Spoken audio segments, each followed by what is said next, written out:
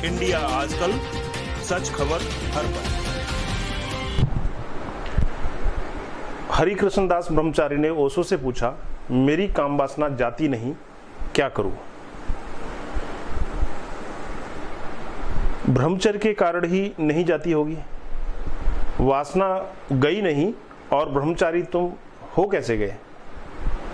वासना जाए तब ब्रह्मचर्य है, लेकिन लोग उल्टे कामों में लगे हैं। पहले ब्रह्मचर्य की कस्में खाते हैं और फिर वासना को हटाने में लगते हैं। ऐसे नहीं होगा, ऐसा जीवन का नियम नहीं है। तुम जीवन के नियम के विपरीत चलोगे तो हारोगे और दुख पाओगे, और तब तुम एक मूर्छा में जियोगे। ओशो हमेशा अपने प्रवचन में लोगों को कोड़ा मारते हुए नजर आते हैं, और अब तुम मान रहे हो कि मैं ब्रह्मचारी हूं, कसम खा ली है तो ब्रह्मचारी हूं, मगर कसमों से कहीं कुछ मिटता नहीं, कसमों से कहीं कुछ रूपांतरित होता है। अब ऊपर ऊपर ढोंग करोगे पाखंड का, ब्रह्मचर्य का झंडा लिए घूमोगे, और भीतर भीतर ठीक इससे विपरीत स्थिति होगी। यह दुनिया बड़ी विचित्र है। हरिकृष्ण दास ब्रह्मचारी थोड़ा और स्पष्ट करते हुए ओशो एक कहावत कहते हैं। लॉस एंजलिस के मैं एक 22 वर्षीय युवक ने अखबार में एक विज्ञापन दिया कि मैं अकेला हूं और एक ऐसी लड़की की तलाश में हूं जो मेरे साथ दक्षिण अफ्रीका की यात्रा पर चल सके। बॉक्स नंबर के साथ दिए गए इस विज्ञापन के जवाब में केवल एक पत्र आया। जानते हैं वह पत्र किसका था? उसी युवक की अति धार्मिक विधवा मां का। अति धार्मिक विधवा मां, मगर चूंकि बॉक्स नंबर था, उसे क्या पता कि अपने ही बेटे को उत्तर दे रही है। पाखंड कहीं न कहीं से तो खुलेगा ही, और खुलना निश्चित है, अनिवार्य है। तो दादा चूहड़मल फुहड़मल नशे की पीनक में ऊँघ रहे थे और मैं पास में ही बैठा अखबार पढ़ रहा था। एक अखबार पढ़कर मैंने कहा, दादा अरे देखो किसी ने कुएं में गिरकर जान दे दी। अरे दादा देखो किसी ने कुएं में गिरकर जान से हाथ धो लिए। दादा बोले, कोई पागल था? अरे जब कुएं में गिर ही गया था तो जान से हाथ क्यों धोए, पानी से ही धो लेता। होश नहीं है, एक बेहोशी है। अब तुम कम से कम अपने को ब्रह्मचारी लिखना तो बंद कर दो। इतना तो कर ही सकते हो। काम वासना जाए या न जाए, कम से कम ब्रह्मचर्य को तो जाने दो। इतना ही अगर तुमने कर लिया तो बहुत है, मगर तुम दो दो नाव पर सवार हो, इसलिए तुम बहुत मुश्किल में पड़ रहे हो।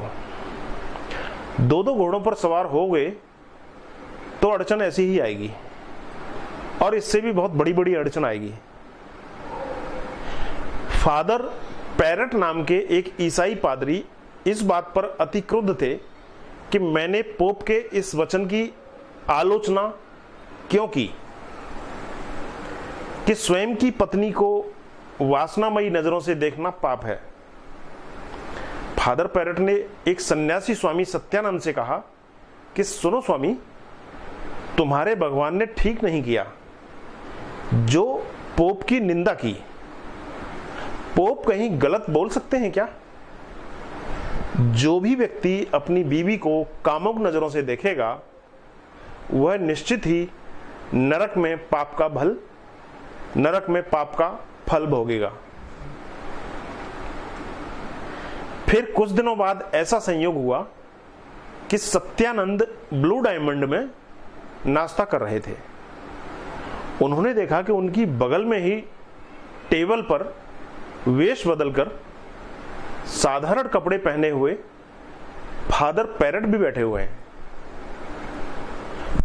और टकटकी लगाकर सामने बैठी एक सुंदर युवती को निहार रहे हैं। मानो अभी इनकी आंखों से लार टपकने वाली है। सत्यानंद ने बड़े आश्चर्य से कहा, हेलो फादर, गुड मॉर्निंग, आप यहां क्या कर रहे हैं?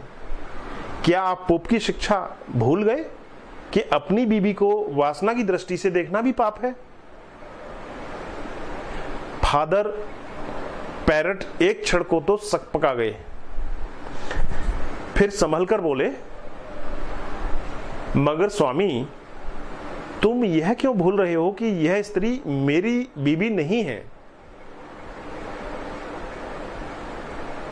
फिर आदमी तर्क निकालता है, फिर एक से एक अर्थ निकालता है और बचने के उपाय खोजता है। पहली तो बात यह समझ लो कि इस ब्रह्मचर्य को जाने दो।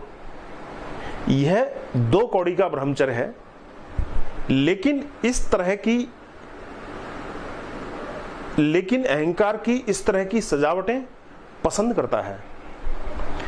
एक जिज्ञासु खटमल ने दादा फुहड़मल से पूछा कि दादा, एक प्रश्न तो बताओ, मेरा बेटा मुझे बहुत परेशान किए हुए है और बार बार पूछता है कि मैं उसका उत्तर नहीं दे पाता हूं। तो दादा ने कहा, पूछो पूछो, क्या बात है? अरे जिज्ञासा न करोगे तो ज्ञान कैसे होगा? क्या प्रश्न है? तो खटमल बोले, मेरा बेटा मुझसे पूछता है कि पजामा एक वचन है या बहुवचन? पजामा एक वचन है या बहुवचन? दादा कुछ सोचे, आंख बंद करके धारणा साधी, धारणा से ध्यान मजबूत किया और ध्यान से समाधि मजबूत की। फिर बोले, बच्चा, ऊपर से एक वचन और नीचे से बहुवचन। आदमी को अपनी रक्षा तो करनी ही पड़ेगी। दादा फुहड़मल के सत्संगी खटमल को कुछ दिनों से बुखार आ रहा था। दादा गए देखने, तो बोले, बच्चा, अब बुखार का क्या हाल है? तो खटमल ने दादा को जवाब दिया कि दादा, बुखार तो अब टूट गया है, अब केवल कमर में दर्द है। दादा बोले, घबराओ मत, ईश्वर ने चाहा तो वह भी टूट जाएगी। ज्ञानियों से बचो, किसी ज्ञानी के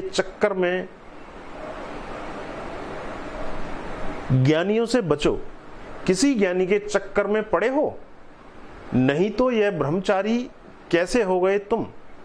पहले तो काम वासना जानी चाहिए, फिर ब्रह्मचर्य तो अपने आप आ जाएगा। लाना तो नहीं पड़ता है, मगर कोई ज्ञानी का सत्संग कर रहे हो, उसने तुम्हें उलझन में डाल दिया है और फांसी लगा दी है। एक दिन दादा फुहड़मल सत्संग करवा रहे थे। बोले कि कल रात में 2 बजे तक शास्त्रों का अध्ययन करता रहा।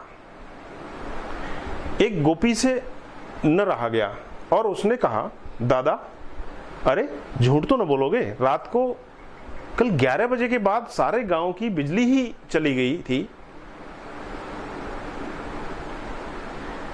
दादा बोले, चली गई होगी, मैं तो शास्त्र अध्ययन में इतना मगन रहा कि मुझे पता ही नहीं चला कि बिजली कब चली गई। ओशो के प्रवचन इतने प्यारे होते हैं कि मुझसे पढ़े बगैर रहा नहीं जाता। तो भाई, थोड़ी तो होश की बात कर लो, इतने मगन न हो जाओ शास्त्रों का अध्ययन करने में। काम वासना जीवन की एक अनिवार्यता जरूर है, वह अनुभव से ही जाएगी, कसमों से नहीं, ध्यान से जाएगी, व्रत नियम से नहीं।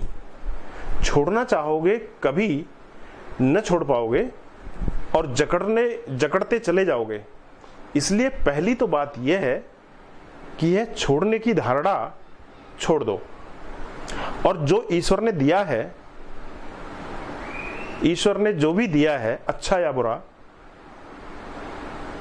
तो उसका अगर दिया है तो कुछ तो राज होगा, उसका पीछे कोई तो रहस्य होगा। इतनी जल्दी न करो छोड़ने की, कहीं ऐसा ना हो कि कुंजी फेंक बैठो और फिर ताला ही नहीं खुले। तो काम वासना कोई पाप नहीं है।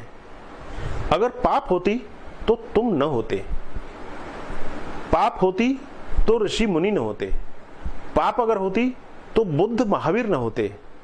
पाप से बुद्ध और महावीर कैसे पैदा हो सकते हैं? पाप से कृष्ण और कबीर कैसे पैदा हो सकते हैं?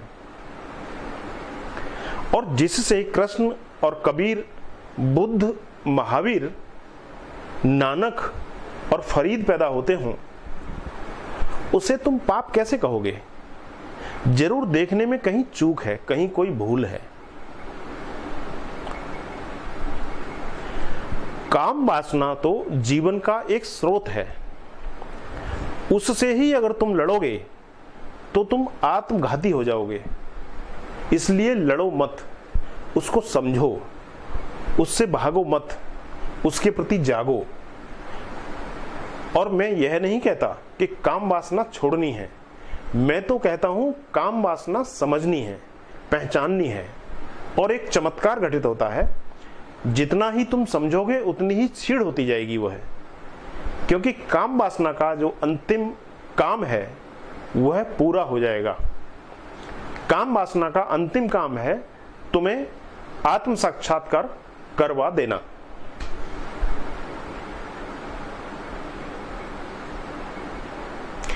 सहज आशिकी नहीं।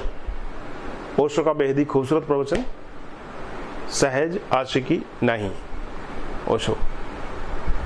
तो दोस्तों ये था काम वासना पर ओशो का बेहद ही खूबसूरत प्रवचन।